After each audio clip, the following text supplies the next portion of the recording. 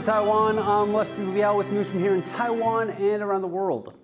Squint and you might see it. Taiwan is working to boost connections with Japan's Yonaguni Island with a new ferry service. On a clear day, it's just about possible to see Japan's westernmost inhabited island from Taiwan at a distance of 110 kilometers. Taiwan's northeastern Yilan County plans to build 3 viewing platforms for the public to catch a glimpse of their nearest neighbor. And if they want to do more than just look, a new ferry between Yilan and Yonaguni is set to begin trial services in early July. Taiwan's transport ministry has backtracked on a new rule aimed at protecting people on pedestrian crossings. The plan would have required drivers to stop if a pedestrian is crossing the road, no matter how far they are from the vehicle. But officials now say this rule is too harsh and could create more traffic. They've decided to keep the existing rule in place, but will raise the fine for failing to yield to about $200. The U-turn comes as Taiwan pushes to improve its road safety after a CNN report described it as a living hell for pedestrians. Taiwan's roads are also deadly for the country's native monkey species.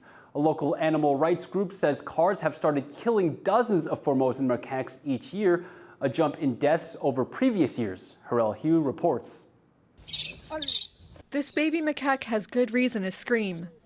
It was crossing a highway with its mother in southeastern Taiwan when a car appeared and hit them. A local animal rights group says incidents like this are becoming more common on the country's roads. Luckily for this baby, bystanders rushed in to help and took it to a nearby animal rescue center. 前面的猴子已经过了，然后妈妈就是他们这一对，妈妈跟小猴子就来不及就撞飞。 Taidong is home to the biggest population of Formosan macaques, and it's not uncommon for them to be killed on the county's roads. 碰过2次，有的是受伤，有的是当场死亡。 The Taiwan Roadkill Observation Network says cars killed about 30 macaques each year over the past 5 years. That's up from about 10 deaths per year. The activist group says people giving food to wildlife could be making the problem worse. 这个喂食为什么会产生问题呢？第一个就是你在喂食的过程当中，会导致这些猕猴它对车辆跟人员失去警戒性。它看到人员跟车辆来的时候，它会把它跟食物画上等号。 Now the message coming from experts is clear. During the summer months, it's important for people to keep their eyes on the road and their snacks to themselves. Howard Jung and Hughes for TaiwanPlus. Seeing fireflies in the wild is not something to be missed. In Taiwan, the insects face many threats like droughts and urban development. But recent rains, along with conservation efforts, have helped their numbers start to bounce back. Sally Ensign reports.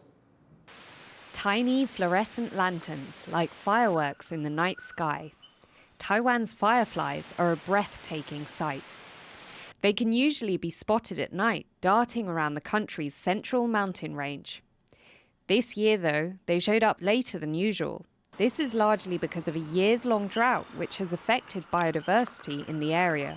因为气候的关系，过度的干燥，所以萤火虫才没有羽化出来。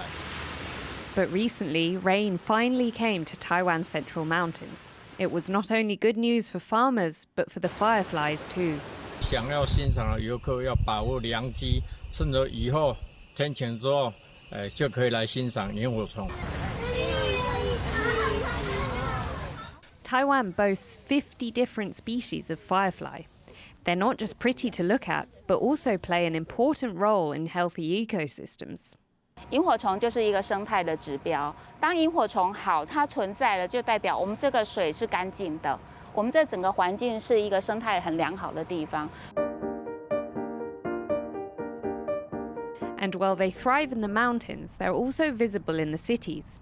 Overdevelopment, bright lights, and an overabundance of shrimp predators can pose risks here.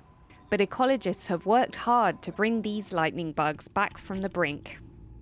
这边的萤火虫数量是越来越少，然后少到剩下好像数量只有几只而已哈，所以我们就觉得说这样不行，然后应该要让萤火虫可以再回来。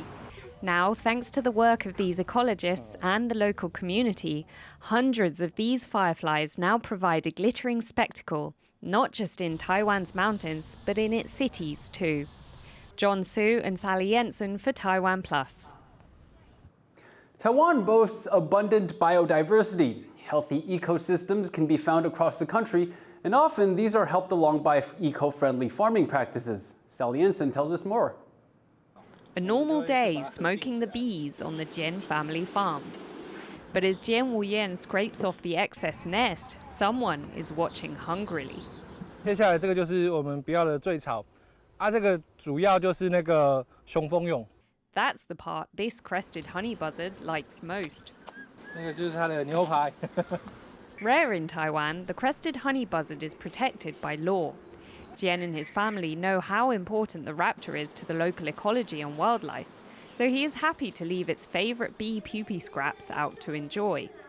The honey buzzard isn't just scrounging for scraps, though. They also provide an important service to beekeepers and the bees as well. 但是无蜂蛹，阮芳嘛无得到饲啦。为什么？因为伊会食虎头芳啦，虎头芳是咪互天敌啦。 This symbiosis shows the success of the wildlife-conscious agriculture the Jian family practices, experts say. 他用蜂来取蜜这件事情，他就是去跟大自然分享一块东西，所以他也很愿意跟其他的生物来分享这片土地生产的东西。 Their farm does not use pesticides and only practices agroecology, which has seen them win awards. But for them, it means more than that. 我们就是保有我们的环境，然后让物种得以延续，而不是为了这些物种去改变很多的地貌。 And as long as farms like the Jian families are doing this important work, Taiwan and its vital species can continue to enjoy nature's sweet abundance. John Su and Sally Jensen for TaiwanPlus. Over 400 elite cyclists converged on eastern Taiwan on Monday for one of the world's toughest bike races. Gao has more about what it takes to compete in the Taiwan King of the Mountains Challenge. If you're looking for a bike race which really takes things up a notch, the Taiwan King of the Mountains Challenge might be for you. Because this one-day road race is not for the faint of heart. The lung-busting event is a closed-road hill climbing competition, which requires cyclists to bike their way from sea level up to the Wuling Mountain Pass in Taiwan's central mountain range. The course is ranked one of the world's 10 most difficult routes by French cycling magazine Les Cycles. 新来地爬坡一定要训练，有没有信心？有，没问题。第一次啊？对。为什么会知道有这样的一个比赛？我在骑车都会知道，想要来挑战看看。 The race took place in Hualien on Monday. It started at a local elementary school and was all uphill from there for over 105 kilometers, reaching elevations of close to 3,300 meters. But it isn't also pain-inducing. Along the way, cyclists have the chance to experience the amazing beauty of Taroko Gorge and Hehuan Mountain National Park, if they have the energy to look around, that is. And there's no shortage of people ready to take on the challenge. 在我们夏季的部分，总共大概420位，那其中大概100位左右是来自于有17个国家的参加者。 The triumphant moment as Li Tingwei of Taiwan crossed the finish line to win the men's race. Li made it through the scorching plains and freezing peaks to finish first in just under 3 hours and 40 minutes. And while he's happy with his success, his legs will probably be feeling differently the next morning. Leon Lien, Sandy Chi, and Eric Gao for TaiwanPlus. A shakeup is coming to one of Taiwan's professional basketball leagues. A new company is taking over one of the T1 League's teams. The league says Taishin Holdings will take over the Taiwan Beer Hero Bears from the start of the next season. The team will continue to be based in Taipei. Taishin already runs a team in the rival Plus League. All T1 teams have a corporate backer. Taiwan Beer is in talks with Bank Sinopac to jointly sponsor the Taoyuan Leopards, which is also in the T1 League. Thank you for watching What's Up Taiwan. Finally today, we leave you with images of the British Royal Air Force's Red Arrows aerobatic team flying over the Glastonbury Festival. I'm Liao. Take care and see you next time.